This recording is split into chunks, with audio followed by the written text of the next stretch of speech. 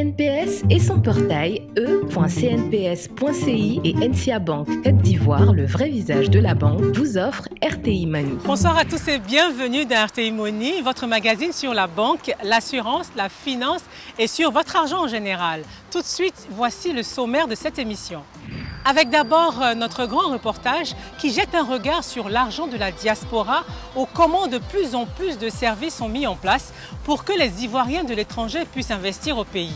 Quels sont les secteurs en vogue? Pour quel profit? Est-il aisé d'investir au pays malgré la distance sans se faire arnaquer? C'est à suivre dans le grand reportage de ce soir. Puis notre rubrique Money Time, on vous dit tout sur cette dette, ce titre de créance encore appelé l'emprunt obligataire. Et pour finir, je vous propose de suivre en fin d'émission l'interview cash avec le maître du jeu vidéo en Côte d'Ivoire, Sidik Bakayoko, fondateur et patron de Paradise Game, qui nous plonge dans l'industrie du jeu vidéo. Il est aussi le promoteur du FEJA, le festival de l'électronique et du jeu vidéo d'Abidjan.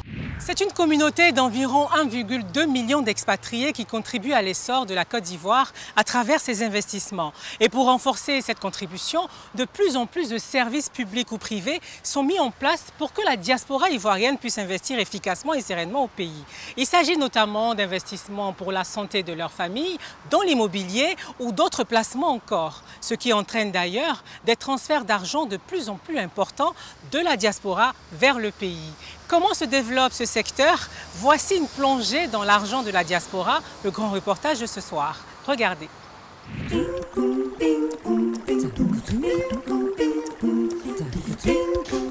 Une fois par semaine, pour son rendez-vous hebdomadaire, Albert Mobio enfile sa tenue d'infirmier pour se rendre au domicile d'une de ses patientes.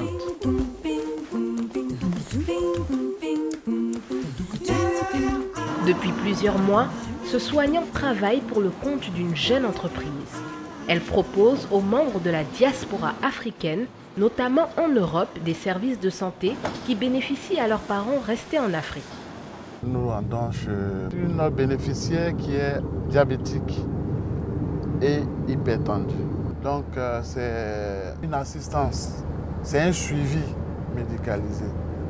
En fonction des choses que j'ai observées au cours de ces visites, je rapporte cela au médecin et ensemble, il arrive même que pour certaines personnes chez qui j'ai fait des visites de routine, on suscite chez eux des consultations médicales. Voilà, pour plus approfondir. La start-up numérique pour laquelle travaille Albert propose différentes formules aux Ivoiriens de la diaspora. Une couverture médicale, des soins préventifs, la prise en charge d'un traitement. Coût de l'abonnement, 26 240 francs CFA, soit 40 € par mois. Ce jour-là, Albert a rendez-vous à Yopougon pour un suivi médical, celui d'une de ses patientes dont le fils vit en France. Bonjour, maman Olaye. Bonjour, Père Mobio. Comment ça va? Par la grâce. Ici, la consultation commence toujours par la prise des paramètres comme la tension. Donc, je vais prendre votre tension d'abord.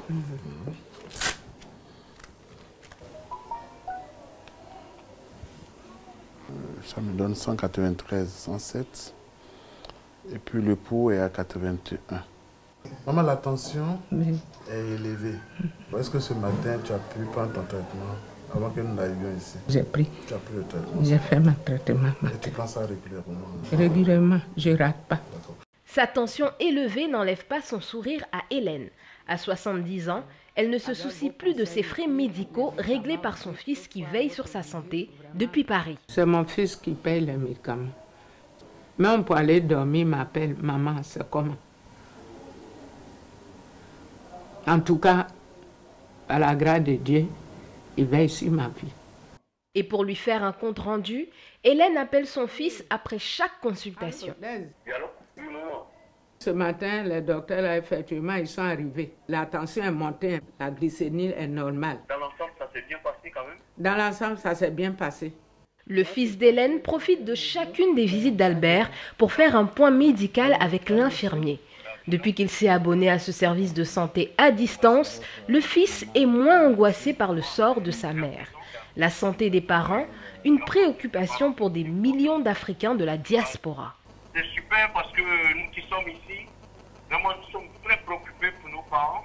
Et étant ici, vraiment, ça nous fait du bien de savoir qu'il y a une organisation qui peut vraiment s'occuper d'eux. Nous, ça nous fait vraiment un boum au cœur, quoi. C'est apaisant. Quand tu apprends que tes parents sont bien portants. 20 €,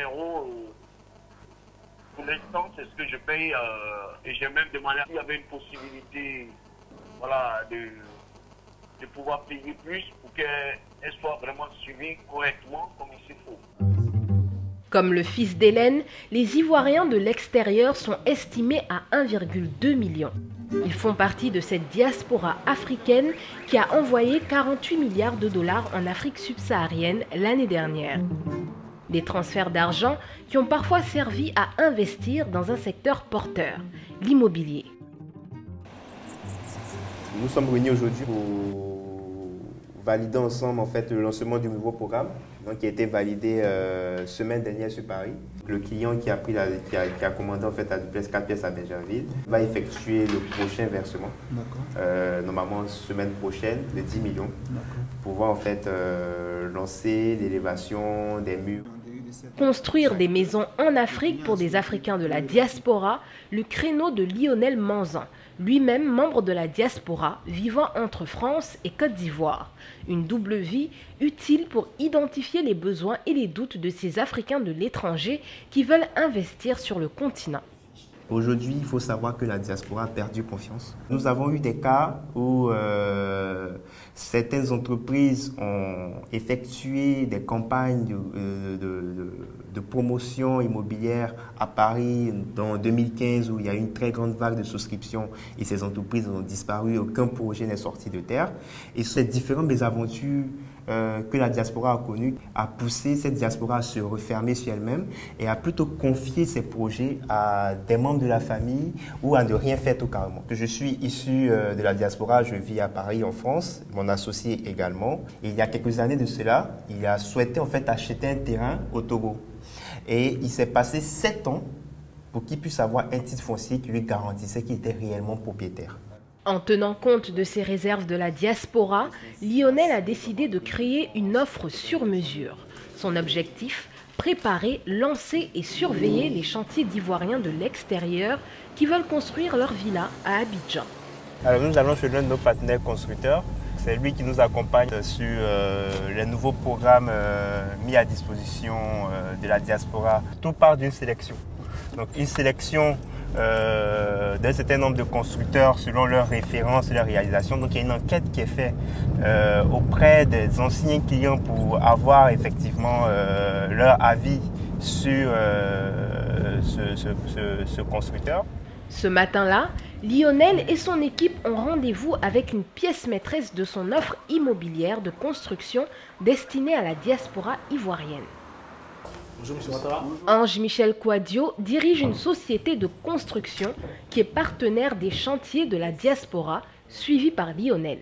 Ce que vous voyez là, c'est le plan du rez-de-chaussée. La modif a été réalisée, on va dire, dans la partie nord-ouest du projet du site. C'est une villa semi-finie. Le stade de gros œuvres est terminé. On attaque maintenant la phase de second œuvre. Ces chantiers de villas à Benjerville sont un des principaux projets immobiliers sur lesquels travaillent les deux partenaires. Comme Lionel, Ange-Michel cible aussi ce marché de la diaspora qui représente déjà une grosse partie de son chiffre d'affaires. Le marché de la diaspora rapporte parce qu'aujourd'hui, les gens de la diaspora souhaitent investir dans leur pays d'origine. Nous avons des partenaires aux États-Unis et en Hollande. Et dernièrement, en novembre dernier, j'étais à Atlanta, rencontrer des Ivoiriens qui vivent à Atlanta, qui souhaitent investir en Côte d'Ivoire. Et l'échange s'est très bien passé. Nous avons signé des contrats, voilà, des projets de construction d'hôtels, des villas et des centres commerciaux aussi. Des projets immobiliers, notamment dans des communes comme Benjerville. Une de ces villes en plein boom immobilier qui reçoit cette manne de la diaspora. De quoi financer les chantiers des villas, comme celle-ci que Lionel et Ange-Michel sont venus inspecter. Nous sommes dans le séjour.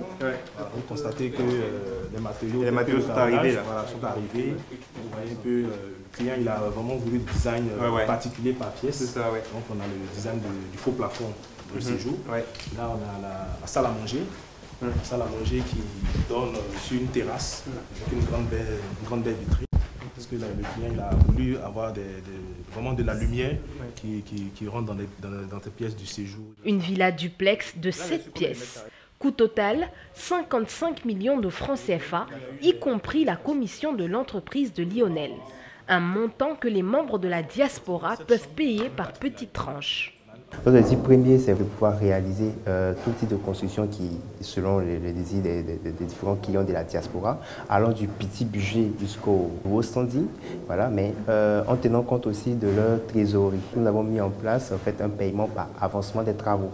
Donc, c'est un calendrier prévisionnel qui permet aux clients de financer au fur et à mesure des avancées des travaux sur la durée qu'il donne à son projet. S'il part sur un projet de 18 mois, donc 1 an et demi ou 2 ans, durant les 2 ans, il a des appels de fonds qui se font de façon périodique, soit trimestrielle ou semestrielle, qui lui permet en fait de financer au fur et à mesure de l'avancement des travaux. Des chantiers que peuvent suivre la diaspora à distance via des photos ou des vidéos. Même l'achat d'un terrain peut aussi désormais se faire depuis l'étranger. Alix, je t'appelais pour qu'on fasse un point par rapport au projet d'achat de terrain sur Bingerville. On a procédé en fait à la réalisation de l'attestation villageoise. Alors du coup, l'attestation villageoise, bien sûr, c'est auprès du chef du village que vous avez eu cette attestation villageoise. Effectivement. Depuis 2018, Alix, qui est d'origine guadeloupéenne, rêve de s'offrir un terrain en Côte d'Ivoire pour y construire un bien immobilier. Un rêve d'Afrique partagé par de nombreux afro-descendants des Amériques, des Antilles et des Caraïbes. Mon premier voyage en Afrique, j'ai été en Côte d'Ivoire avec mon meilleur ami. J'étais comme un enfant parce que j'ai découvert un pays qui me correspondait. Et en revenant en France, je me suis juré qu'en moins d'un an, il fallait que j'ai une attache là-bas. Et depuis juillet 2019, on a commencé à collaborer sur trouver des terrains, peaufiner aussi la recherche. Et une fois que les fonds ont été validés, c'est parti depuis décembre 2019.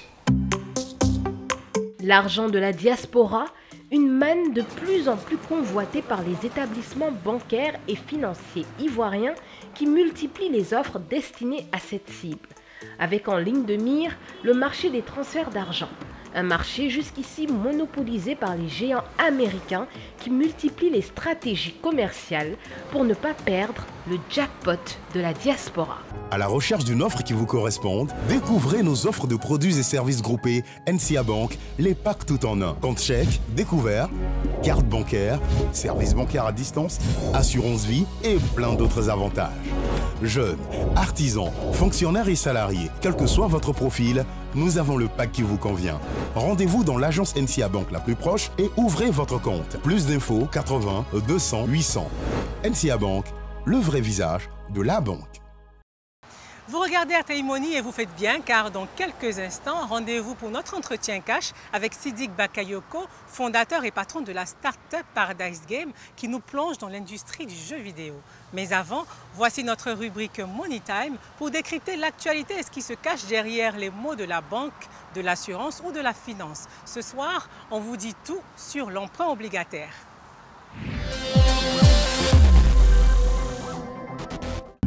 L'emprunt obligataire. C'est un nom ou plutôt une expression qui peut paraître obscure. Emprunt obligataire. Pour mieux comprendre, nous allons séparer les deux mots pour les étudier chacun. D'abord l'emprunt. Nous en avons tous une petite idée en ce qui concerne l'argent. Un emprunt, on le sait, c'est tout simplement une somme d'argent, un montant que vous donne un créancier et qu'il faudra rembourser selon un échéancier déterminé. Ensuite, la notion d'obligataire découle du terme obligation qui, dans le monde de la finance, désigne un titre de créance émis par un État ou une grande entreprise. Pour faire simple, l'emprunt obligataire est donc de l'argent emprunté par un pays ou un grand groupe sur les marchés financiers. Cet emprunt va se matérialiser par l'émission de titres qui vont représenter une certaine valeur. Et les investisseurs, particuliers ou institutions, vont donc acheter ces titres en prêtant de l'argent à l'émetteur sur une durée précise. Ainsi, lorsqu'un grand groupe privé ou public a besoin d'argent pour financer un projet, ou lorsqu'un gouvernement a besoin de fonds pour la construction de routes, de logements sociaux, etc., il met en circulation ses titres de créance sur un marché financier appelé marché obligataire. Des prêts sont alors accordés par des investisseurs privés ou publics à ces entités. L'argent ainsi prêté produira des intérêts par an à hauteur du taux d'intérêt fixé au préalable, et ce jusqu'à la date butoir de remboursement. Les émetteurs, que sont les emprunteurs, déterminent le montant dont ils ont besoin et le divisent ensuite par le nombre d'obligations prévues. La Côte d'Ivoire, par exemple, a lancé son tout premier emprunt obligataire de 2020 le 12 février pour solliciter la somme de 110 milliards de francs CFA. Elle se fera en 2 tranches, A et B. Pour la tranche A, le pays a demandé 80 milliards de francs CFA avec un taux d'intérêt de 5,80% sur une période de 7 ans. Pour la tranche B, l'État ivoirien emprunte 30 milliards qu'il entend rembourser avec un taux d'intérêt de 5,90% sur une période de 10 ans.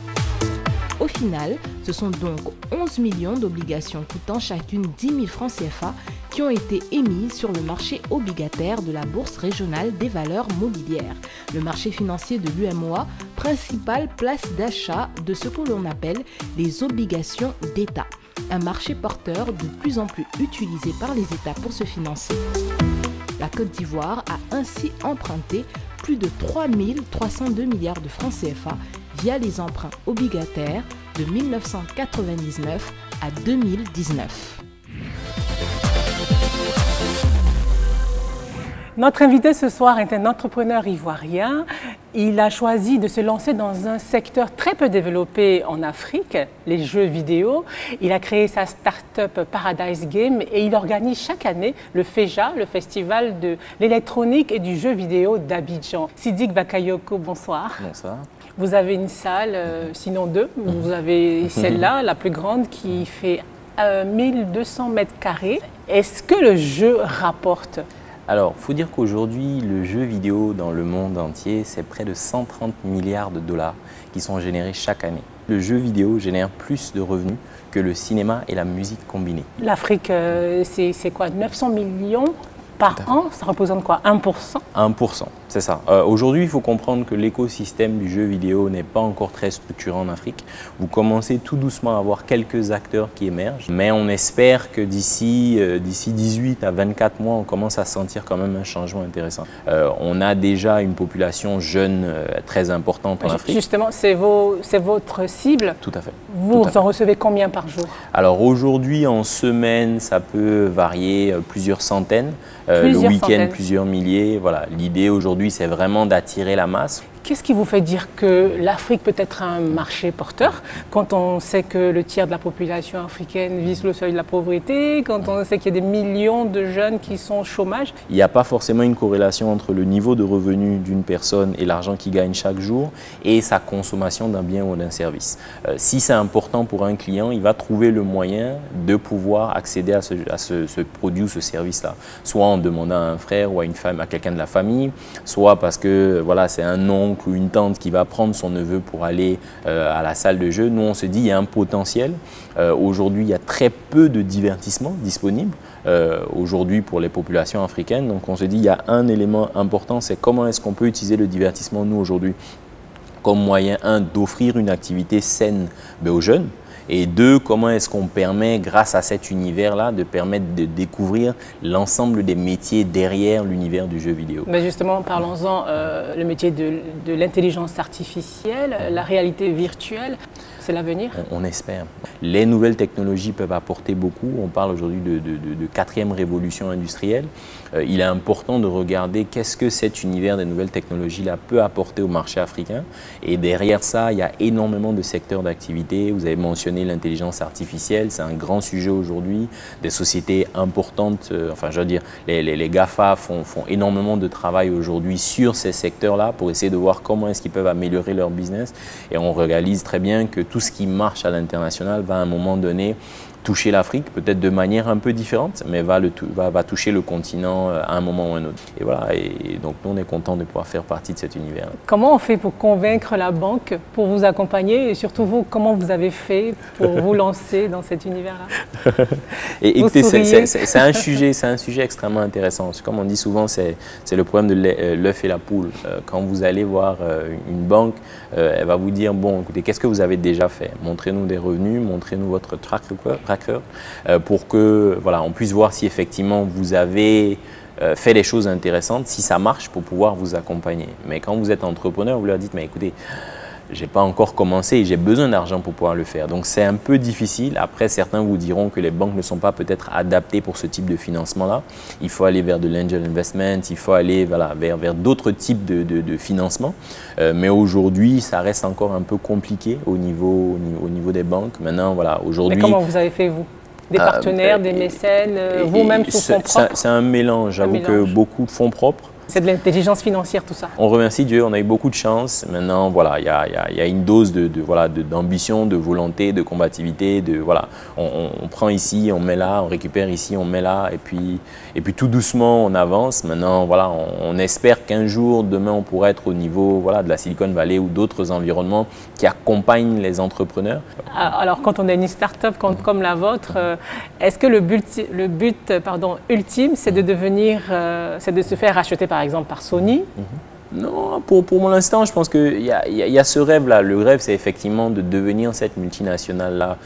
Parce que ça peut inspirer d'autres personnes, ça peut montrer à d'autres jeunes qui sont partis du même niveau que moi ou de moins que ça, en leur montrant qu'écoutez, c'est possible. Si eux l'ont fait, ça veut dire que vous aussi, vous pouvez le faire. Quels sont les enjeux pour 2025 dans votre secteur? Plus d'emplois? Est-ce que ça sera un marché, l'Afrique sera un marché attractif?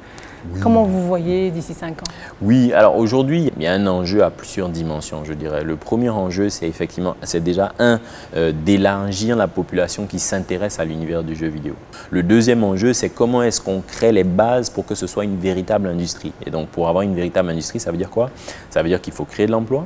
Et donc, pour créer de l'emploi, il faut des studios de développement de jeux vidéo, il faut des réparateurs de jeux vidéo, il faut des salles de jeux. Voilà, il faut tout autour pour pouvoir d'une certaine manière permettre à des gens qui sont intéressés par cet univers-là de pouvoir avoir un boulot. Voilà, donc ça montre quand même qu'il y a un champ qui est quand même assez large. On peut toucher, il y a à boire et à manger pour tout le monde.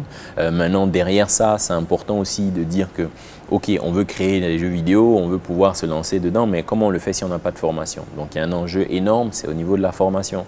Parce qu'on n'a pas envie non plus d'être dans un schéma où c'est forcément uniquement les énormes sociétés internationales qui viennent sur le marché africain pour d'une certaine manière occuper l'espace. Il faut que les acteurs locaux puissent trouver le moyen de se positionner pour devenir des partenaires, des partenaires adéquats. Et c'est pour ça qu'on a besoin aussi des pouvoirs publics d'accompagner ces acteurs locaux là pour s'assurer qu'ils soient un peu protégés et pour s'assurer qu'ils aient leur place et leur mot à dire localement. En tout cas, on vous souhaite beaucoup de succès. Merci. Siddiq Bagayoko, merci d'avoir répondu aux questions d'RTI Money. Merci beaucoup, merci d'être venu. On est content de vous avoir reçus et on espère que ça va contribuer d'une certaine manière au développement du jeu vidéo, à promouvoir cet univers-là qui déferle aujourd'hui les passions. On est très content de voir que l'univers du jeu vidéo africain est en train de bouger. On est content de voir des acteurs qui bougent, qui font des choses et puis il faut les encourager.